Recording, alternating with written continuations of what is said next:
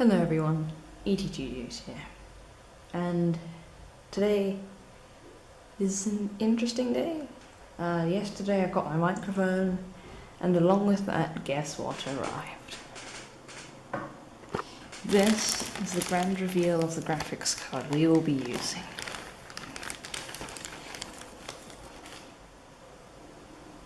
The GTX 650 Overclocked Edition by Sparkle. It's a Dragon Edition card. So it's a pretty cool graphics card, I'll say. But when that arrived, 3 hours before I was setting up the drivers on the PC, it's not on right now, and I was setting up all the games, making sure it was ready for benchmarking. And this is what happened when I turned it on. Okay, it's not plugged in. Give you a bit of a scare. This isn't that hard. I'll have to give you a slightly bigger one. Plugging in the cable. We're in a different position today because I needed to be connected to the Ethernet. And the Ethernet cable is there. Okay, well, now, wait, my camera ran out of space there. Okay, so I've plugged it in now, and this is what happens when you turn it on.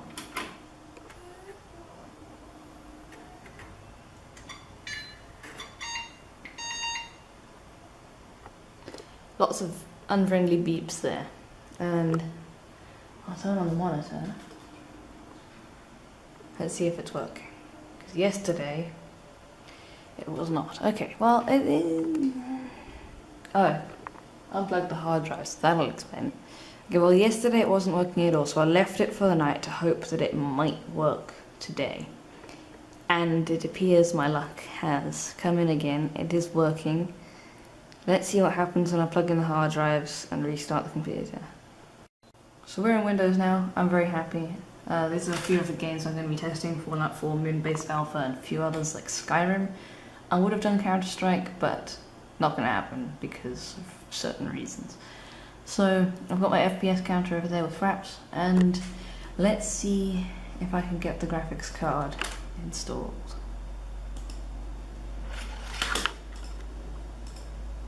Shutting down. Okay, so here we are, we've got the PC, and we've got our massive graphics card. Cool. I was not expecting this. Today's episode was actually going to be me, like, being really sad and not having anything actually working, and going to swap out for a different processor and all of that stuff. But because it works, the episode's completely changed around. So this is Ultra Cheap PC build part 4. Cool, so graphics card goes nicely in there. I'm going to have to grab the DVI to VGA adapter, because that's a thing.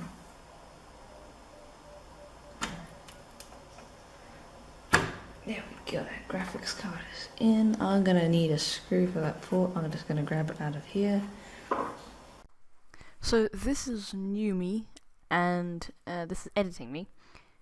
And I just realised something that I realised later on. And I haven't plugged in the PCI Express port for the power cable for the graphics card. And that's why it's not going to work for the next few minutes. So I'm going to come back to the part of footage where I actually figure this out. It's actually working. So I'm an idiot, but I fixed it.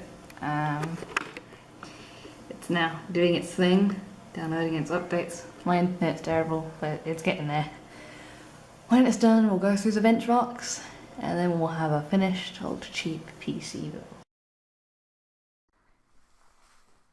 So the first game we're testing today is The Elder Scrolls V Skyrim, on the high preset at 1024 by 768. The game averaged 52 frames per second, and the maximum was 62. There was no option to disable VSync in this game, so I believe it was probably on in the background, so that it locked at 60 frames a second and maybe 2 FPS above. So that's the cause of it being around 60. but overall the game ran pretty well. Next, we have Fallout New Vegas on the Ultra preset on 1024x768, and it again averaged a little bit lower than Skyrim, although being a slightly older game, because we bumped the settings up to Ultra, it did not manage as much as Skyrim.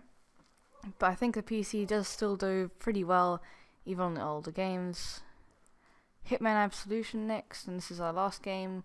Again at the same resolution, and again the game handled pretty well in the medium preset at 42 frames a second on average, and a maximum of 54 frames a second. I think the PC did pretty well, and I was pretty happy with the results. We would have tested Fallout 4, but we couldn't because it didn't like us, and Moonbase Alpha didn't like us either. But I think this PC's done pretty well. We've started out the series with a different motherboard, different RAM, and we had a few problems throughout the series with motherboards and RAM. But overall, the PC, after all the troubles it gave me, was pretty cool. And I really hope you enjoyed the series. I did, sort of. It took me 5 months to do. I hope you did, and I'll see you next time. But there's more. So I realized you should probably want to know the price of this PC.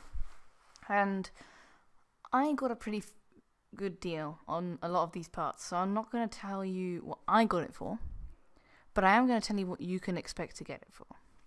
If you got all these parts on eBay for about what they usually go for, you could probably build this PC for around $200 to $250, and that's about 150 to 170 pounds. So that's around the amount you could build this PC for yourself, and I would like to see anyone who has another idea for a good ultra cheap PC build. Thank you everyone for watching, and I'll see you next time.